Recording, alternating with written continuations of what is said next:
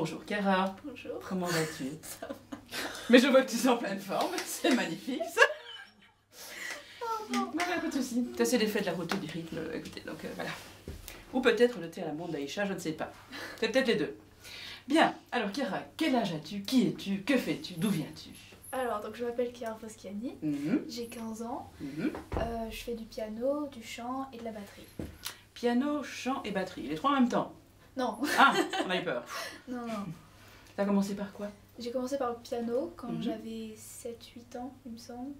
Et après, j'ai commencé le chant il y a 3 ans maintenant, il me semble. Et, mais je chante depuis que je suis toute petite, hein. Mais les vrais cours... Quoi, dans la salle de bain et toi aussi, oui. t'as cassé la tête à tout le monde? Oui, oui, bah encore voilà. maintenant. Encore maintenant. Dans la baignoire. Oui. D'accord. Ah, je vois que je suis pas la seule, c'est bien. Et la batterie, mais comment c'est venu? Bah, la batterie, c'est venu d'une vidéo que j'ai vue sur YouTube d'Adrien Andron sur YouTube. Et donc je l'ai montré à ma maman. Et en fait, petit à petit, on est rentré en contact avec lui. Et puis tout s'est fait. Après, il y a eu le Wikidrummer. Et puis du coup, j'ai commencé à prendre quelques petits cours. Et puis tout s'est fait. Et puis maintenant, voilà. Ah, ça y est, t'es batteuse professionnelle, c'est bon? Non, non, non, non. Non, non, je fais là, du coup, ça fait 2 ans que je fais de la batterie. Et tu fais ça où? Parce que tu m'as pas dit que tu venais. Au conservatoire de Ponto Combo. Ok, et c'est où? Bah, c'est dans le 94. C'est pas loin de Paris en tout cas. Oui, non, okay, c'est pas loin. Non, non, voilà. Ok, tu as des groupes, non? Oui, alors j'en ai un.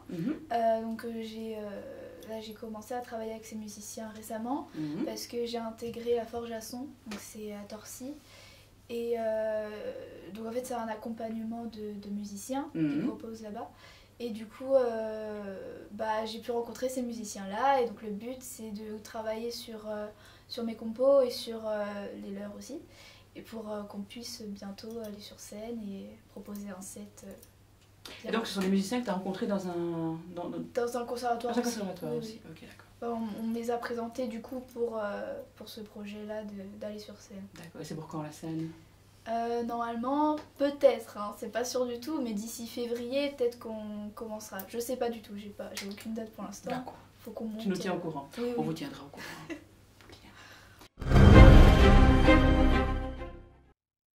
Tu n'es pas que musicienne, il me semble, tu composes aussi, non? Oui, je compose. Tu as un album? Non. Pas encore? Pas encore, j'aimerais bien, bientôt, mais je sais pas. C'est quoi ton style préféré? Oh là là.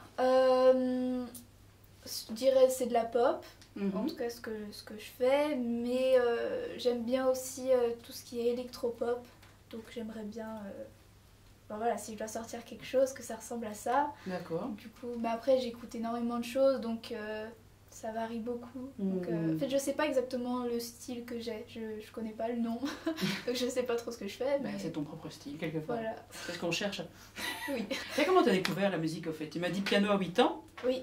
Et comment tu as vu le piano, tu dis ah mon dieu, je fais la musique. Mais en fait, on avait un vieux piano à la maison, et puis de ce que je me souviens, j'ai demandé à papa et maman d'en faire pendant un petit moment avant de pouvoir commencer à en faire, mais je sais pas d'où c'est venu. C'était. Il était où ce vieux piano? Il était dans le salon, il me semble. D'accord. Mais je sais pas, c'est comme. Et quoi, il y a maman ou papa qui jouent ou... Non, non, bah en fait c'est un piano de famille d'avant. D'accord. Mais du coup bah, j'ai commencé avec lui. Mais bah, après quand j'ai pris des cours de piano, du coup on a pris un électrique qui est maintenant dans ma chambre. Ça c'est pratique. C'est plus pratique. Oui. Et, mais je sais pas d'où c'est venu, en fait c'était automatique. D'accord. Enfin, quelque part c'est une passion, hein, la musique, voilà. Donc ça vient, on sait pas comment, quelque part. Moi c'était un jour, j'ai trouvé une boîte de Quality Street. J'ai commencé à taper avec les aiguilles à tricoter de ma maman dessus, donc j'avais 5 ans ou 6 ans je crois, un truc comme ça. C'était assez rigolo, ouais. J'aimerais bien que tu me parles de tout ce qui est promotion, par exemple les réseaux sociaux, toute cette vague de youtubeurs maintenant, ça devient carrément un métier, quelque part. Comment est-ce que tu accueilles ça? Est-ce que c'est évident pour toi de passer par là? Est-ce qu'il y a d'autres moyens? Comment est-ce que tu vois ça? Bah, je pense que maintenant, c'est ultra important d'être sur les réseaux sociaux, parce que c'est beaucoup plus simple aussi de se faire connaître en passant par là. Du coup, j'ai une chaîne YouTube, j'ai Instagram, maintenant j'ai Twitter aussi, Facebook. Et du coup, j'essaye d'alimenter assez régulièrement. Je en fasse plus, mais et j'ai un peu de mal. Mais c'est vrai que mes parents me soutiennent beaucoup, du coup, j'ai l'aide avec eux. Ils m'aident vachement comment dire, à mettre en avant ce que je fais. Je vais très régulièrement à des festivals de batterie, donc comme le Wiki Drummer, à la Back Show. Et c'est au Wiki Drummer en fait que j'ai rencontré la plupart des batteurs que je connais maintenant.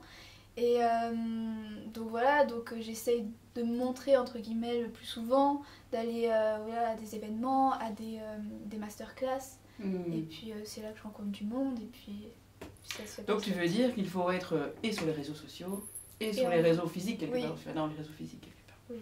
D'accord. En tout cas c'est comme ça que je fais avec mes parents, c'est comme ça qu'on procède. Après si c'est la bonne voie, je ne sais pas. Je sais pas. Vous le saurez dans quelques années. Voilà. D'après toi, qu'apportes-tu au monde musical en tant que femme, justement, jeune artiste? Quels sont les avantages? Quels sont les inconvénients? Est-ce que tu as du mal? Est-ce que c'est facile pour toi de rencontrer d'autres personnes? Est-ce que tu veux jouer qu'avec des femmes ou qu'avec des hommes? Ou faire un mix? Alors pour l'instant, je joue qu'avec des hommes. Ouais. Ça évite les disputes. D'accord. Je trouve ça plus simple à gérer. Mais après, jouer avec des femmes, c'est très bien aussi. Hein. Mais c'est plus simple pour moi d'être avec des hommes. Mais en fait, j'aimerais, si tout ce que j'ai dans la tête se concrétise, m'assumer en tant que femme, parce que je pense que c'est important. Et de toute façon, je suis une petite femme pour l'instant, mais du coup, je pense que c'est mieux de s'assumer et de s'affirmer et jouer de ça aussi. D'après toi, est-ce que jouer avec l'image de la femme, de qui tu es comme femme, est-ce que ça pourrait apporter quelque chose? Est-ce que ça joue un rôle dans ta façon de jouer? Oui, je pense. Oui, parce que ce soit même à travers mes textes, etc., je peux exprimer beaucoup plus facilement mon opinion sur certaines choses en tant que femme, etc. Et avec la danse aussi. Tu es danseuse aussi? Oui, un petit peu. Enfin, j'ai commencé il y a 2 ans aussi. Mais du coup, en fait, tout ça, j'aimerais pouvoir m'en servir quand je serai sur scène. Le fait d'affirmer, du coup, sa féminité, etc., ça apporte comme une sorte de personnage finalement. Et j'ai cette idée-là d'avoir comme des personnages pour tout ce que je veux faire, et notamment être sur scène. Je sais que dès que je suis sur scène, je ressens quelque chose que je ressens pas au quotidien. Et je sais du coup, si je nourris ça, ça va former comme un personnage. Le fait d'être une femme et de jouer de ça, ça a apporté beaucoup dans ma musique. Et tu parles de quoi dans tes chansons d'ailleurs? Alors pour le moment, de ce que j'ai déjà écrit, il y a des histoires d'amour. Après, ça varie vachement, c'est selon ce que je vis aussi, que ce soit mes relations, etc. Souvent ça m'inspire, ou des fois c'est quelque chose de totalement inventé. Donc ça dépend. Il y a beaucoup de choses par rapport aux gens que je connais, que je côtoie. Voilà, il y a aussi des choses inventées, voilà, des histoires rêvées ou non, tout le contraire, mais voilà. Est-ce que tu crois que la composition c'est une sorte, de façon d'extérioriser ce qui est à l'intérieur de toi, ou d'exprimer ton être profond ou... Oui, je pense que si j'avais pas la musique, je m'exprimerais beaucoup moins que ce que je fais actuellement. Et parce que dans les chansons, quand j'arrive pas à m'exprimer, par exemple quand je me sens mal, souvent je vais écrire une chanson. Bon, du coup, elle n'est pas forcément très joyeuse, mais des fois je les garde juste pour moi, mais du coup ça me sert comme de thérapie entre guillemets. Et je sais que si je vais mal, j'ai cette chanson-là, si je la chante, ça pourra aller mieux parce que j'extériorise ce que je ressens. Donc, la musique est un bon moyen de communication, évidemment. Des émotions surtout. Donc tu me dis que tu as plein de choses dans la tête. Mais qu'as-tu dans la tête? Alors dans ma tête, j'ai ce que j'aimerais faire, vraiment le top du top. Raconte-nous ça. Mais en fait, j'ai comme un spectacle que je voudrais faire, parce que mon but c'est de pouvoir être sur scène et d'avoir des chansons à faire écouter. Et donc j'ai mon petit spectacle dans ma tête, du coup, mais voilà, c'est le truc sans budget, sans rien, il n'y a pas de limite. Il faut d'abord que ça passe par le rêve, évidemment. Oui, voilà. Ah bah, écoute, c'est comme ça que ça marche. Mais du coup, ouais, donc c'est quoi? Ce serait danse, chant? Oui, danse, beaucoup un peu de de théâtre, danse. ou... Bah ça, je sais pas. Bah du coup, oui, le théâtre, ce sera en même temps, vu que ce sera des personnages, toute une histoire. En fait, par rapport aux chansons que je fais, je voudrais raconter toute une histoire. Et par exemple, si je peux faire ce spectacle, que tout ait un sens et que ce soit pas juste des chansons balancées comme ça, qui sont prises au hasard, que c'est vraiment... un fil conducteur. Oui, quoi. voilà. Donc ça c'est le gros objectif. Quelque part. Ouais. Et quels sont tes autres objectifs, ma chère? Les autres objectifs, bah, c'est de pouvoir me perfectionner dans tout ça, donc dans le chant, dans le piano, dans la batterie aussi.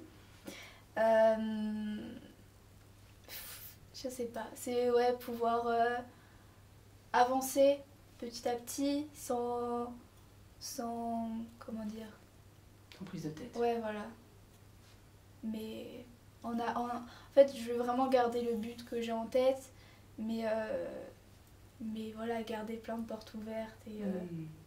Difficile de choisir à 15 ans. Oui, c'est pas simple. Et tu voudrais continuer dans la musique en tant que professionnelle ou t'as d'autres? Oui. Ouais. Bah, le but, c'est de me professionnaliser. Et parce que sinon, à part ça, je sais pas trop ce que je ferais. Mais puisque c'est vraiment... c'est ma passion, donc... Ça vient des tripes, quoi. Ouais, vraiment. Le mot de la fin, ma chère? Le mot de la fin, c'est... de ce que j'ai appris récemment, ce serait d'avoir son objectif, mais de pas avoir peur de sortir de sa zone de confort, tout en restant soi-même, et que c'est possible. Tout à fait. Et voilà. Regarde bien cette interview. T'es sortie de ta zone de confort. Oui. T'es toujours vivante, c'est cool.